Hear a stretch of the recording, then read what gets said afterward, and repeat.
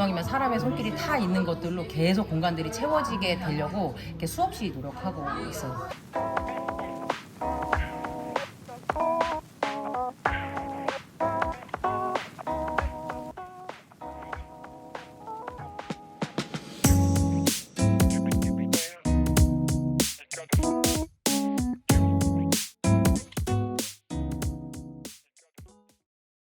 지금 올드블레 매장이라서 저희가 이제 자리에 앉았습니다. 인테리어에 대한 그런 장점, 왜 이 매장은 매력적인 공간이 되었는가, 이런 거를 위주로 설명을 할 거고요. 저희는 뭐 음식에 대한 전문가는 아니기 때문에 메뉴, 뭐 음식이 얼마나 맛있나 이런 건 얘기하지 않을 거예요. 그래서 이곳이 왜 매력적인 공간인가, 이거에 대해서 이제 설명을 드리고자 합니다. 올드블레 입구로 들어오게 되면 제일 먼저 보이는 게 이쪽 벽이에요.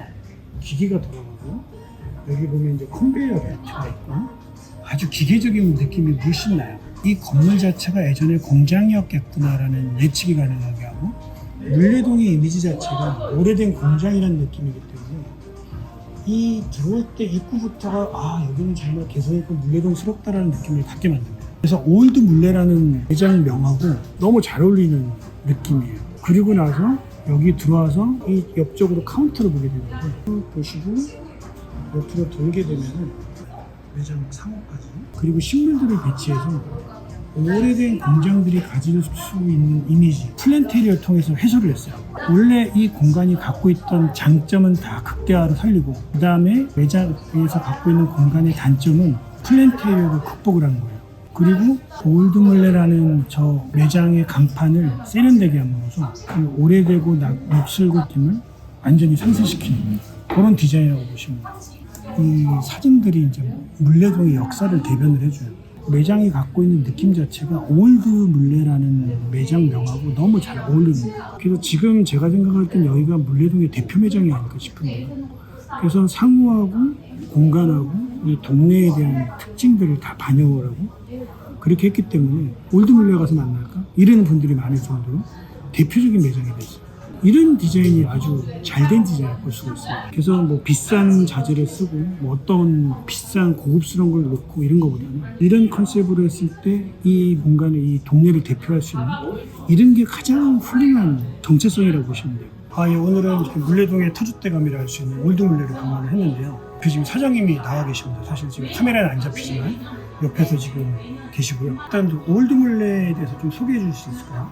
물레동에서 이제 수제 맥주를 위주로 판매하고 있는 낮에는 카페, 저녁에 펍으로 운영하고 있는 올드물레라는 매장입니다. 가게에 대해서 소개를 간단히 드리자면, 그러니까 저는 원래 처음에 이제 목수로 그냥 물레동에다 자리를 잡고 생활하던 그냥 사람이었거든요. 지금으로부터 15년 전인데도 물레예술촌으로 이름이 좀 나 있었어요. 외국 배낭여행객들이나 외지분들이 물레예술촌을 궁금해서 찾아오시는 경우가 많았는데, 그때도 사실은 예술가 분들은 계시지만 외지분들이 오신다고 해서 그분들을 만날 수 있는 기회가 있는 건 아니었거든요. 그런 분들이 좀 오셔서 아쉬워하고 돌아가고 하는 걸 많이 봤었어요. 그러니까 건축 쪽 일을 하고 있는데 이 건물이 좀 오래되고 비어있는 걸 발견하게 됐고, 그때 그냥 생각한 게 이 날 것 그대로의 오래된 공장의 이 느낌을 사람들한테 그대로 전달하고, 또 이제 여기 곳곳에 계시는 예술가 분들의 어떤 무언가를 자연스럽게 접할 수 있는 그 중간에 접점이 되는 공간이 있었으면 좋겠다 하는 마음에서 만들어 보게 됐습니다. 물레동에서 언제부터 이 올드물레가 영업을 시작했나요? 네, 그래서 2016년부터 해서 한 8, 9년 차 됐습니다. 근데 느낌상으로는 아주 오래된 것 같은데 2016년부터군요. 네네.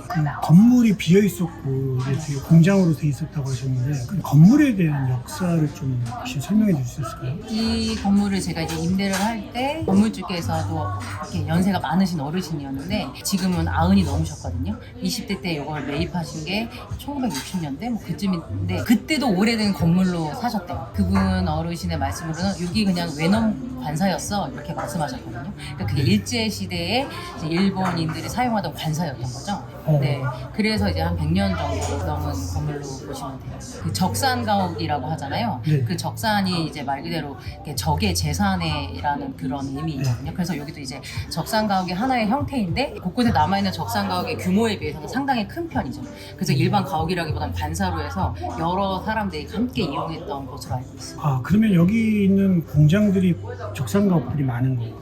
그렇죠. 근데 이제 좀 오래된 건물이라고 해서 다 적산가옥은 아니고요. 일제시대 때 지어졌던 적산가옥도 함께 있고, 우리나라 이제 산업화가 시작되면서 60, 70년대에 지어진 집들도 이쪽에는 섞여 있는 걸 알고 있습니다. 물레동의 역사에 대해서 좀 배울 수 있는 시간이에요. 이 올드물레가 오랫동안 지금 사랑을 받고 있다고 생각을 하는데 그 비결이 뭐라고 생각하시나요?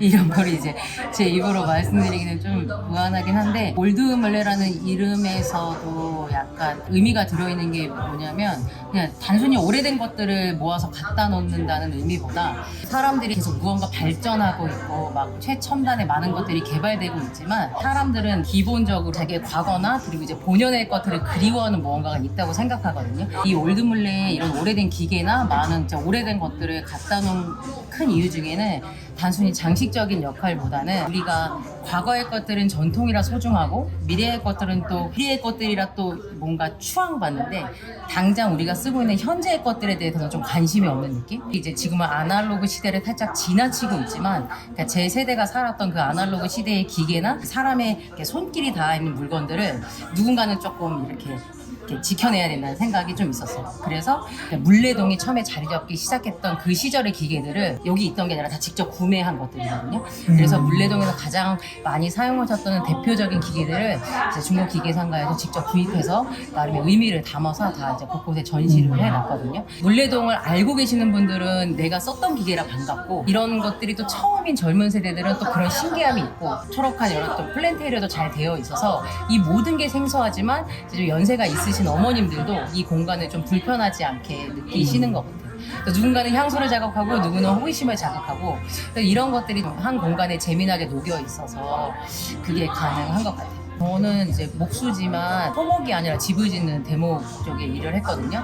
남편도 같이 목수인데, 이 공간을 사실 처음 봤을 때 저희들이 보기에는 이렇게 어마어마한 이렇게 무언가가 막 반짝였어요. 아, 여기 진짜 멋진 공간이구나. 그래서 둘이서 막 이 공간을 봤을 때 그 흥분을 지금도 잊을 수가 없거든요. 이 공간을 그래서 딱 보자마자 생각한 건, 이렇게 꾸며봐야겠다라는 생각이 아니라 이 건물에 지금 덮여있는 뽀얀 먼지만 살짝 걷어내보는 게 저희의 숙제였거든요. 그래서 사람들이 음식을 팔 때 위생적인 공간으로 유지되기 위해서 계속 이제 유지보수하고 깔끔하게 개선을 시키는 게 숙제였고, 그곳에 보면 벽에 이전에 공장에서 쓰였던 막 매직으로 썼던 도면, 외상값 이런 것도 다 써있거든요. 그런 것들의 기록을 훼손하지 않고 유지하는 게 되게 중요했고요. 원석을 많이 가지고 있는 공간이었어요. 저는 그래서 거기에는 먼지만 살짝 걷어냈을 뿐인데, 그 부분이 그냥 다행히 잘 자리 잡고 사람들에게 또 어필이 되었던 것 같아요. 역시 뭔가 좀 멋진 공간은 뭔가 남다른 철학이 있습니다. 이게 되게 재밌는 게, 보면 건축에서 사용하는 거의 모든 온갖 재료들이 곳곳에 다 있어요. 그래서 사실은 보수하면서 되게 재밌었어요.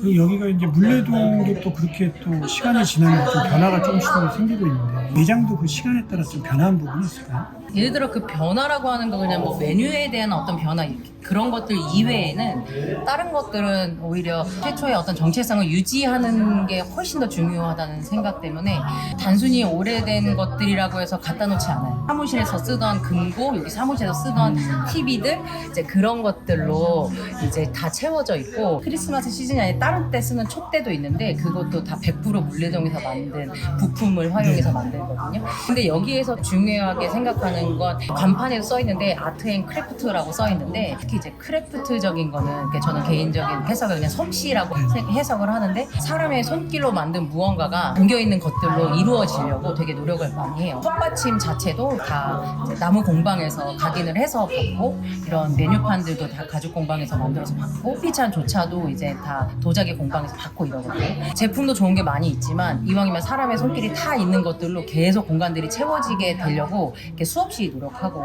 있어요. 그런 부분들이 되게 표면적으로 티가 나진 않지만 결국에 그런 것들이 하나하나 모여서 이 전체적인 분위기를 자아낸다고 생각하거든요. 비쌀 수 있잖아요, 그런 것들이. 그래서 어떤 경제적인 부분과 타협하지 않으려고 부단히 노력하면서 잘 유지하려고 노력하고 있어요. 아직도 부족한 게 너무 많아서 다이어리에 보면 이렇게 제가 해결해야 될 문제들이 항상 써있고 하나씩 지워나가면서 있거든요. 그래서 그런 부분들이 아직도 개선해야 될 부분은 많이 있다고 생각합니다. 말씀 너무 잘 들었습니다. 여기는 그 정체성을 아주 잘 지키고 있는 그런 매장 같고요. 물레스럽다? 이런 표현이 딱 어울리는 것 같아요. 뭐 예를 들어 축구 선수도 내가 이제 태극마크를 달면 마음가짐이 달라진다고 하잖아요. 동네 이름이나 어떤 지역의 이름을 쓸 때는 그만큼의 사명감이 반드시 필요하다고 생각해요. 왜냐면 사람들이 그 가게를 기억할 때 그 동을 떠올릴 텐데 거기에 사실 먹칠을 하면 안 되거든요. 네. 그래서 그 부분에 대해서는 되게 큰 무게감을 갖고 장사를 하고 있습니다. 정말 훌륭한 생각이신 것 같아요.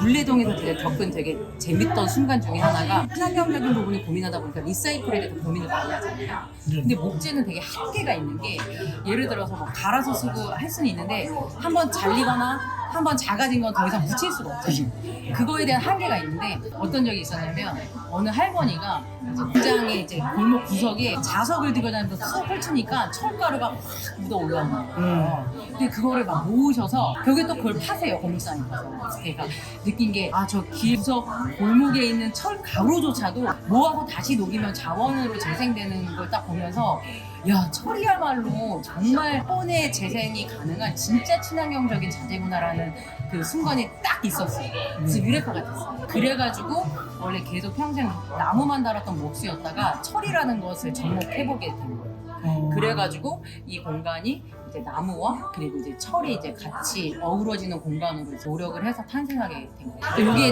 철 제품이 많다 보니까 한 번은 포스코 회사에서 사내 잡지에서 인터뷰를 본 적이 있었거든요. 근데 그때도 아, 철은 녹이 쓰는 단점이 있지만 그래도 장점이 뭐 있지 않나고 저한테 질문을 하셨어요. 근데 저는 오히려 녹이 쓰는 게 되게 큰 장점이라고 생각해요. 왜냐면 이 녹이 쓴다는 것 자체가 산화되고 결국에는 이렇게 그게 자연으로 돌아가는 과정이거든요. 그래서 사실은 이게 실제로 내가 어떻게 모양을 만들었는데 영원히 썩지 않고 자연으로 돌아가지 않는 하나의 덩어리로 있으면 그 또한 폐기물이 될 수 있는데 녹이 슬고 산화되는 과정 때문에 다시 자연으로 돌아가는 과정이라서 저는 그게 철이 가장 큰 장점이라고 생각한다 했더니 그분들이 깜짝 놀랐다고 생각을 하시더라고요. 그러니까 그런 이야기는 처음 들었어요. 사실 철이 가지고 있는 그 녹은 계속 해결돼야 되는 문제라고 생각하시는데 저는 그렇지 않다고 생각해요. 쉽게 밴딩되고 이렇게 만지면 차갑지만 실제로 온기를 전달하면 또 가장 빨리 따뜻해지는 게 또 철이어서 그래서 되게 재밌는 자재. 튼튼하지만 더군다나 잘린 거 다시 녹여서 다시 리사이클할 수 있고 그래서 저는 철이 가진 어떤 가능성은 정말 무궁무진.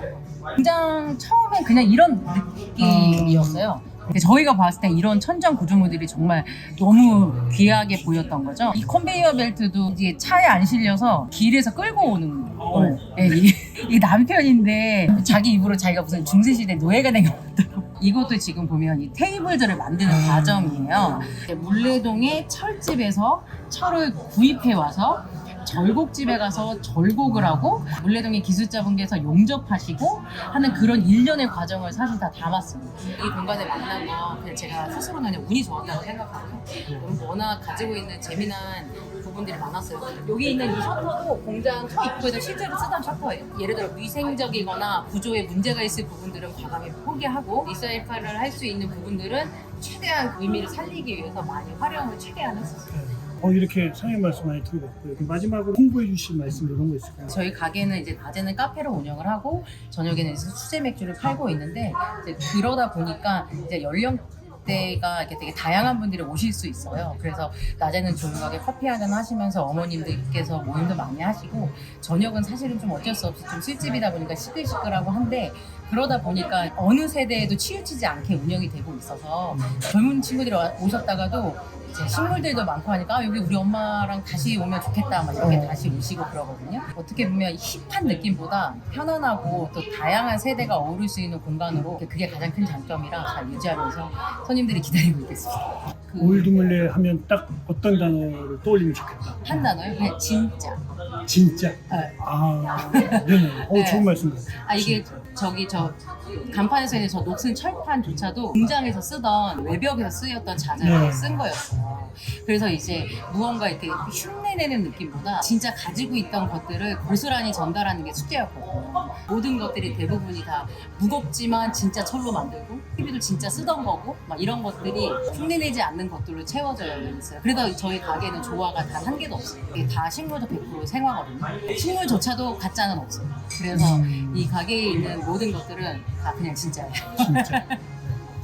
정말 좋은 단어. 앞으로도 이제 점점 잘 되고 물레동의 투주대로도 계속 잘 지킬 수 있는 매장이었으면 좋겠습니다. 네, 말씀 감사합니다. 네, 감사합니다. 예, 여기 올드물레 사장님께서 소개해준 책입니다. 사진 작가분이 물레동 사진을 아침이나 저녁이나 수시로 그때그때 찍은 사진집이라고 해요. 이 작가님 작품이 여기 올드물레에 전시돼 있다라고 하고요. 이런 좋은 자료를 또 이렇게 볼 수 있게 되네요. 그리고 지금 하나 요거는 저희가 이제 받았습니다. 말하는 물레라는 책인데 이것도 물레동의 이제 매장 그리고 물레동에서 이제 어떤 분들이 어떤 일을 하고 있다 이런 걸 소개하는 책이에요. 그래서 저희도 이제 앞으로 인터뷰를 할 곳을 여기서 찾으면 될 것 같습니다. 그래서 정말 좋은 책을 하나 저희한테 주신 것 같아요. 자, 오늘 올드물레를 탐방해 봤는데요. 이렇게 사장님의 좋은 말씀들 많이 들어서 좋았던 것 같고요. 공간이 어떤 공간이고 공간의 역사, 물레동의 역사까지 오늘 좀 들을 수 있어서 정말 좋은 시간이었던 것 같아요. 자, 라이프 앤 물레 이것으로 마치도록 하겠습니다. 네, 감사합니다.